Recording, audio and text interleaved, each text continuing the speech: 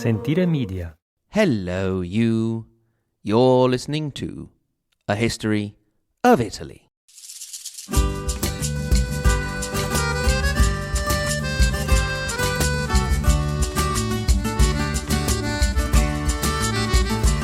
Episode 126, Visconti family feud and a duchy is born, 1378 to 1395.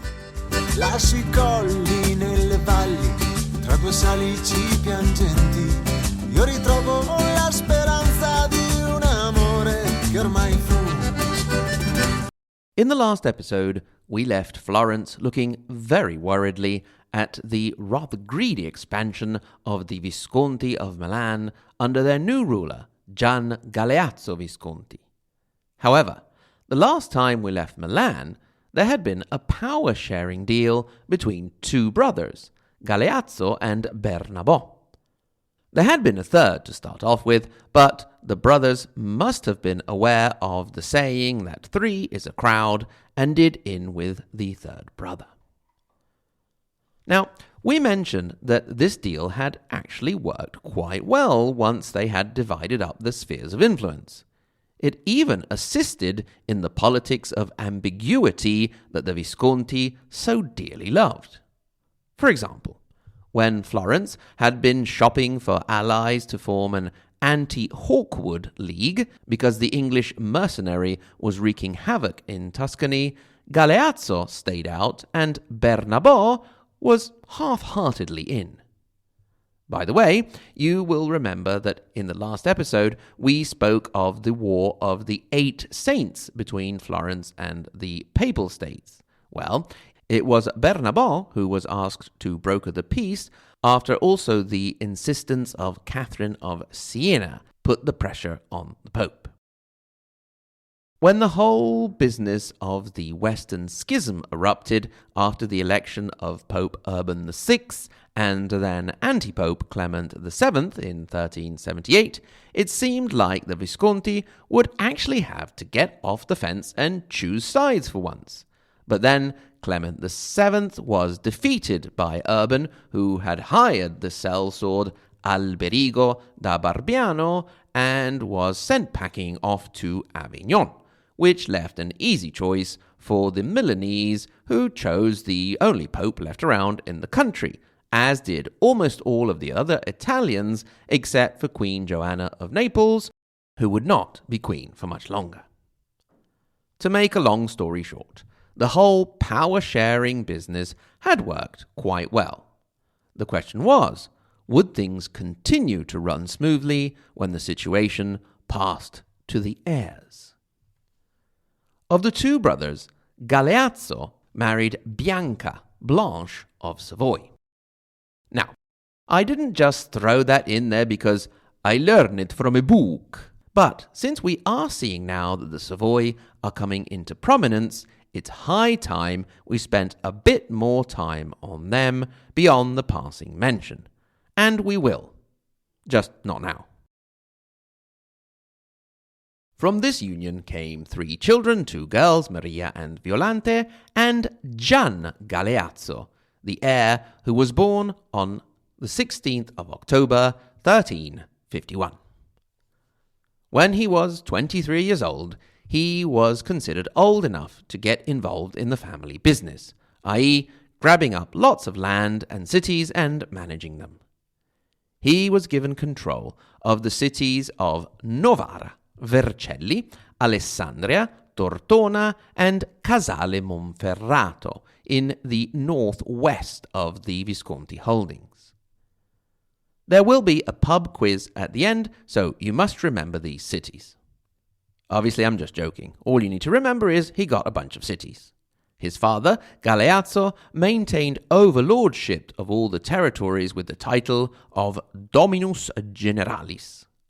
Furthermore, Gian Galeazzo, let's call him Gigi from now on, would be allowed to use his discretion in dealing with the situation in Piedmont and particularly the Savoy and the Marquis of Monferrato. Daddy Galeazzo died on the 4th of August, 1378, and he was not really missed by his subjects. He was known as not such a nice guy, an avid accumulator of cash, and quite a harsh ruler, especially when it came to dishing out punishments with hangings and so on. He is also credited with inventing the rather gruesome practice of the Quaresimo, meaning 40 days, in which the poor victim would be mutilated every day up to a total of 40 days if he managed to survive to the end of the torture, after which he was probably killed. Now that Gigi was holding the reins, it didn't take him long to show what he was made of. The chance presented itself when the Marquis of Monferrato wanted to get his hands on the city of Asti, probably because then they were already producing some excellent wine, but probably also for some other reasons. He asked Gigi for help. The new Visconti ruler accepted, but only if he was to be considered the overlord of the whole March of Monferrato, something the silly Marquis accepted. After that, Gigi did take the city of Asti, and then he kept it for himself. If you don't mind, I'll ask you to imagine this sort of thing going on all over the place in the background as we turn our attention to the internal situation in the Visconti family. The old balance of power between Daddy Galeazzo and his brother Bernabò now started to show some cracks, with Gigi having taken over from his father. Nothing really serious had come out yet, but tensions were rising, as one can see from the letters that were exchanged between nephew and uncle and the manoeuvrings that went on. So, May of 1385 rolled around, and Gigi was planning a trip. Said trip would bring him close to Milan, which was his uncle's stronghold, Pavia being that of Gigi.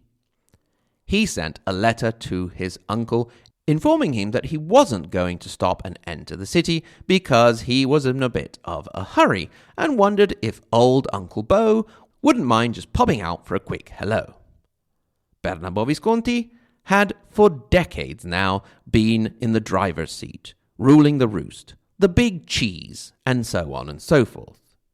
He therefore felt fully confident when he decided to go out and meet his nephew and his big, burly, heavily armed knights, with just his little old self riding his old mule and heading out of the Pusterla di Sant'Ambrogio, the Pusterla being a small door leading to the soldiers' battlements and Sant'Ambrogio being the patron saint of Milan.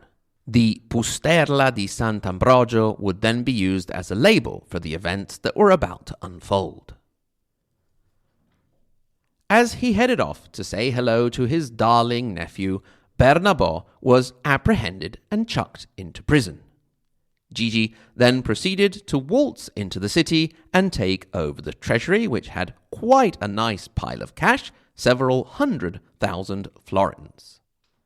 Uncle Bernabò would die a few months later in prison, possibly poisoned by a bowl of poisoned beans. What a way to go. Just like that, the powerful Bernabò Visconti was no more, and once again, all the might and wealth of Milan was in the hands of one man. Afterwards, as is often unfortunately the case with a coup, it was time to tie up loose ends, namely Bernabò's children and his lieutenants. Some of the followers of the old regime were executed, some were exiled, and some fled, such as his sons. As far as the subjects were concerned, things there went over relatively smoothly.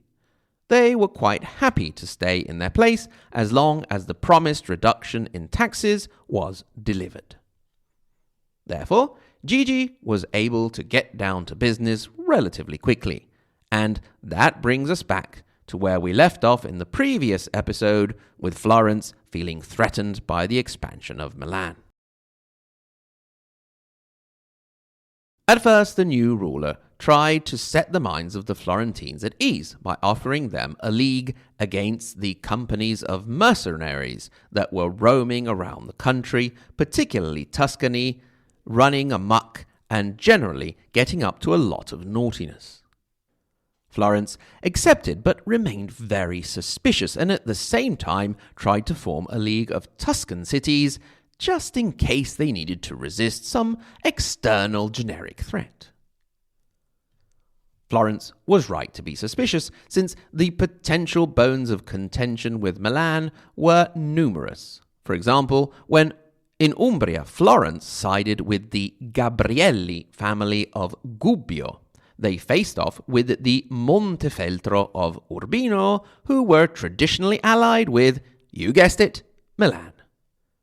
Obviously, I don't expect you to remember all of this, including the things that I'm about to mention, unless you are one of the students who are avidly listening to every word because you have an exam on Italian history coming up. But just to put you in the picture of how the potential sparks for aggression between Milan and Florence were always present.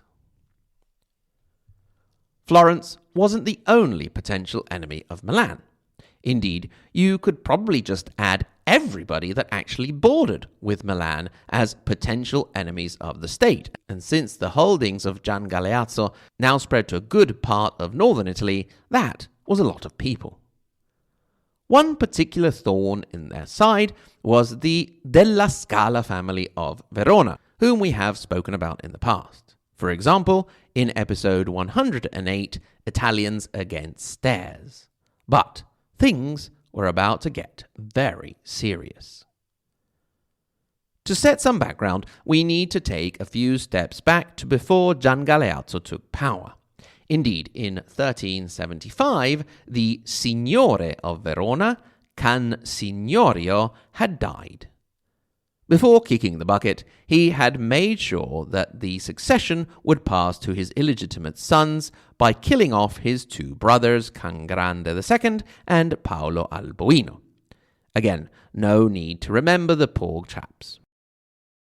Now, there was someone who had been left out of the inheritance, and that was the sister of the deceased Lord of Verona, Regina della Scala, who just happened to be the wife of one Bernabò Visconti.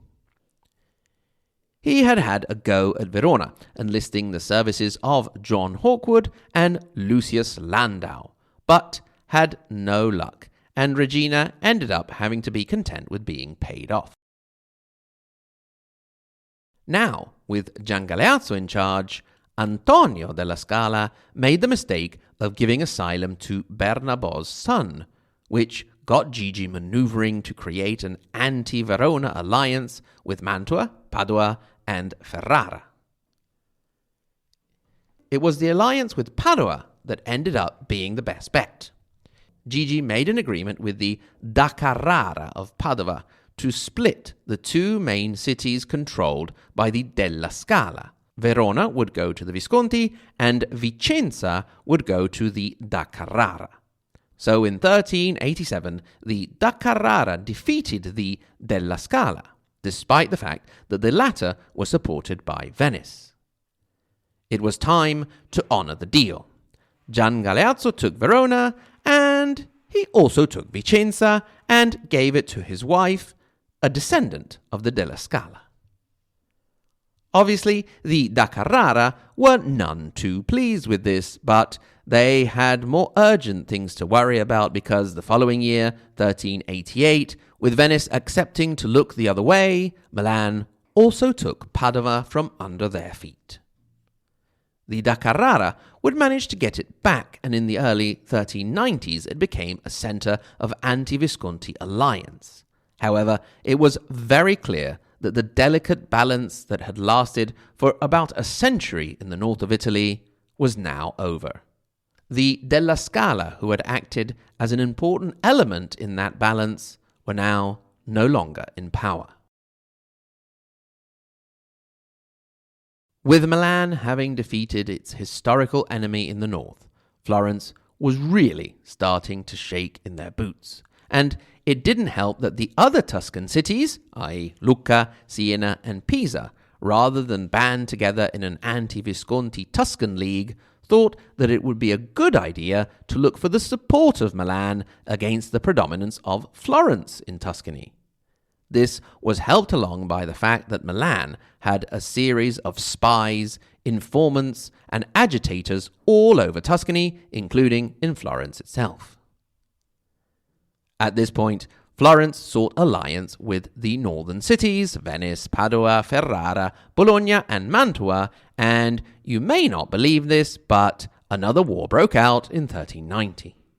Once again, it was mostly fought between hired mercenaries on each side, with the Milanese mercenary Jacopo del Verme making it all the way down to the valley of the Arno, the river that flows through Florence.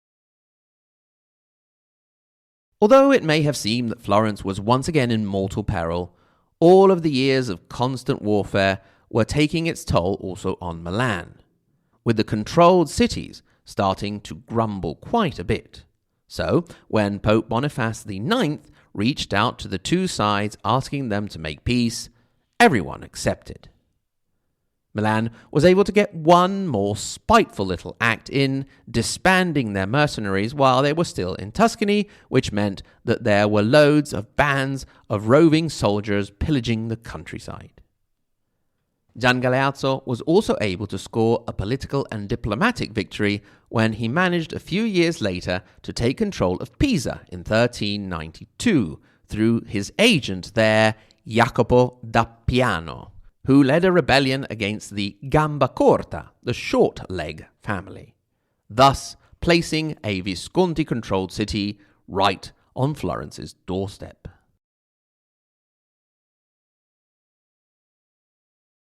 By now, the new ruler of Milan was not so new. He had been in power for almost 15 years, and not only managed to consolidate that power, but to expand eastward and westward and southward. At this point, he took a look around at the various political entities, the signorie around him. At the very most, he could see counts, unless of course you count the Marquis of Monferrato, who were only fancy in name by this time. Gigi wanted something more. He would have liked, of course, to be king, but that was perhaps a bit too much, especially because there was still a king of the Germans around who also considered himself the king of the Romans and therefore having influence over all of northern Italy. But that did not mean that there couldn't be a promotion in the deal. Now, if you want a promotion, you can't give it to yourself and you need to look for somebody higher up. The problem was that there was nobody really higher up around in Italy, unless, of course, you consider the Pope, and Gian Galeazzo did not consider the Pope. But he did think about the aforementioned King of Germany. The chap at the time was Wenceslas IV of Bohemia. Nothing to do with the Wenceslas from the song. All Gian Galeazzo had to do now was find a way to convince the king that he deserved the promotion. The opportunity presented itself in 1395, when it looked like King Wenceslas was going to get in trouble with the French. The Visconti swooped in, offering help in exchange for a little favor. All the king had to do was transform the holdings of the Visconti into a duchy. So it was that with a royal diploma of the 11th of May, 1395, followed by an official ceremony with a huge party in September of that year, Gian Galeazzo Visconti, up until that moment known as the Count of Virtù, became Gian Galeazzo Visconti, first Duke of the Duchy of Milan, an entity that would last until a certain Napoleon Bonaparte came along.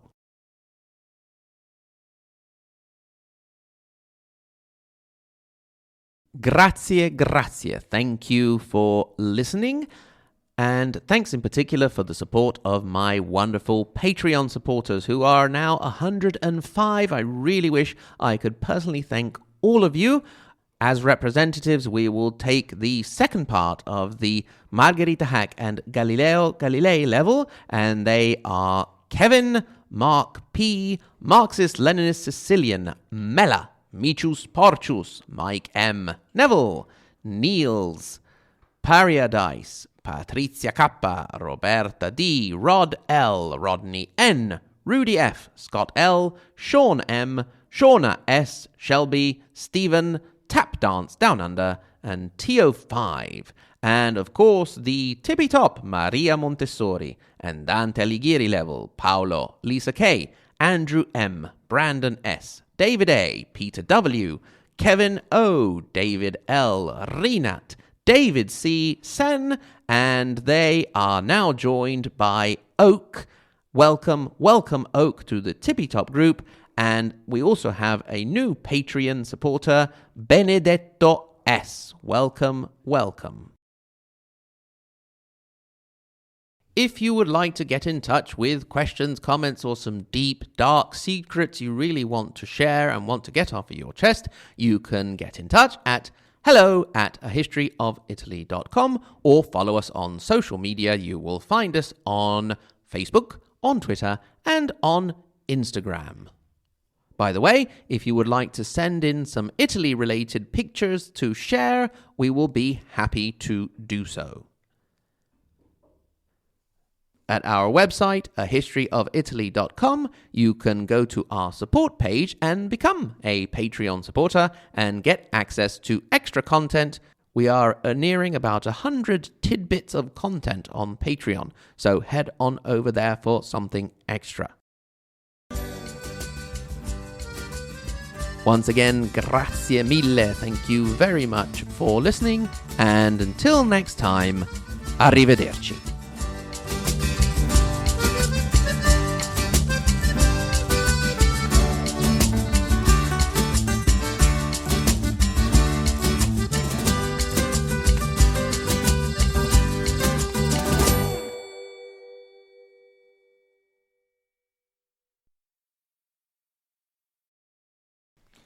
Right. Welcome to you all, family and friends of the Visconti.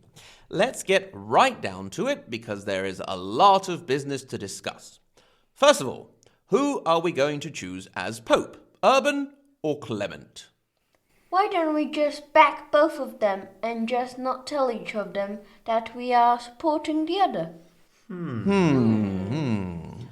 Hold on. I think that Urban has actually defeated Clement. Should we back the winning team? Yes. Good thinking. We'll back Urban and just send a nice letter to Clement. Maybe we'll tell him how stylish we think he is. Yes, good idea. Let's also tell him how we love his hat. Yes. Oh, and his shoes. Oh, yes, splendid, right. I'll make a note of that. Hat and shoes. Right. The next order of business is Francesco da Carrara the Elder. Apparently, he's not doing too well. Should we send a get-well card? I think he's dead. Really? Okay, well, shall we send him a condolence letter then? Well, I think he actually died in our prisons, didn't he? Oh dear, you're right, so he did.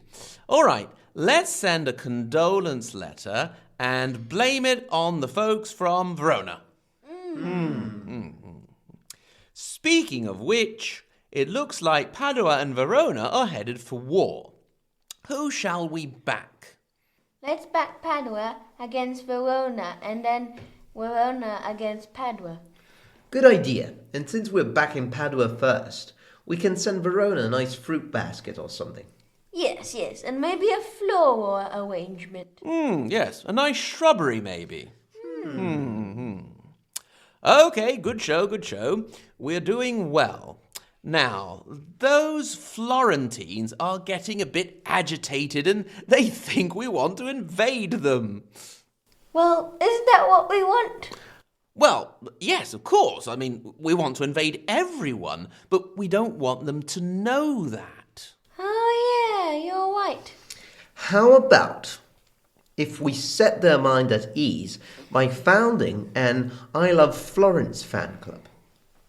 That's a great idea. And then we could have t-shirts and buttons printed and all that. Very well. Let me make a note of that. I Love Florence t-shirts. Excellent work. Last on the list, we have a proposal to become part of a new religion. Really? What religion is that? Well, there's a group of people who would like us to join them in venerating the Great Turnip. Well, that sounds interesting. But if the whole turnip thing doesn't work out, then we might be considered heretics. Well, we wouldn't want that now, would we? What if we continue being Christians, but we keep a large turnip at hand with a face drawn on it, just in case the turnip people do manage to become the dominant religion? Right. That's almost everything sorted. Just one very last thing. We need to sort out the arrangements for the banquet. I was thinking either pizza or kebab. Pizza with a kebab on it? Ah, splendid, splendid. Meeting adjourned. Sentire Media. Hey, podcast producers and show hosts. Do you want to join a podcast network that celebrates all things Italian? At Sentire Media, we understand the allure of Italy and its unique culture. Our devoted team of hosts and producers are all driven by their shared passion for Italy. And we work tirelessly to create the best lifestyle podcasts and content that will whisk you away to the very heart of Italy. With us, you can savor the mouth-watering flavors, get lost in the stories from the past, break down the cultural barriers, and truly immerse yourself in the vibrant traditions of this intoxicating country. If you have a great podcast idea or are already in production and would like to join Sentire Media, head over to sentiremedia.com, that's SENTIRE media.com, and find out how to submit your show.